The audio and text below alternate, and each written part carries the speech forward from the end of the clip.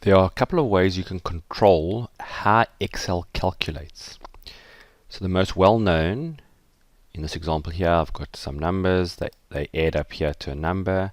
If I change a number, by default, what Excel will do is automatically calculate. In this adjacent sheet, same thing. If I come here and I type a number, you'll see it automatically calculates. Now we can change this.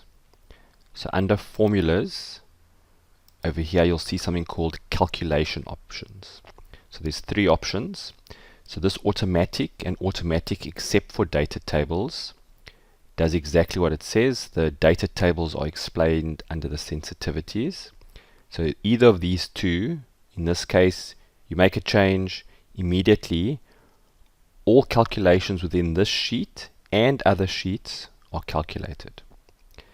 If I choose manual, what I'm telling Excel is that when I make a change, so for example, let's change that to 100, notice that hasn't changed. And without actually changing it, I'm going to go here and make that, say, 400. That also hasn't changed. Now, in order to, we go back here, you can see we're on 100. We still haven't calculated yet. In order to calculate, we push the F9 key. Now, when I push the F9 key, it does a calculation, but again, across all sheets. So if I push F9, you'll see that calculation happened, and this calculation happened.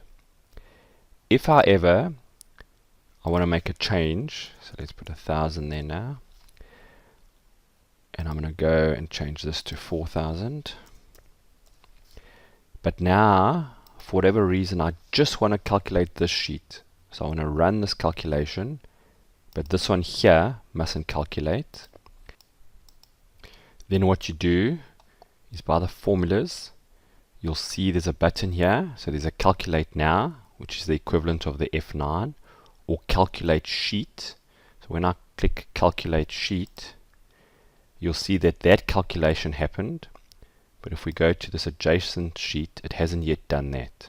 So in order to do this one, we could now again either say calculate sheet, or else you could have gone and you'll see the shortcut there is Shift plus F9.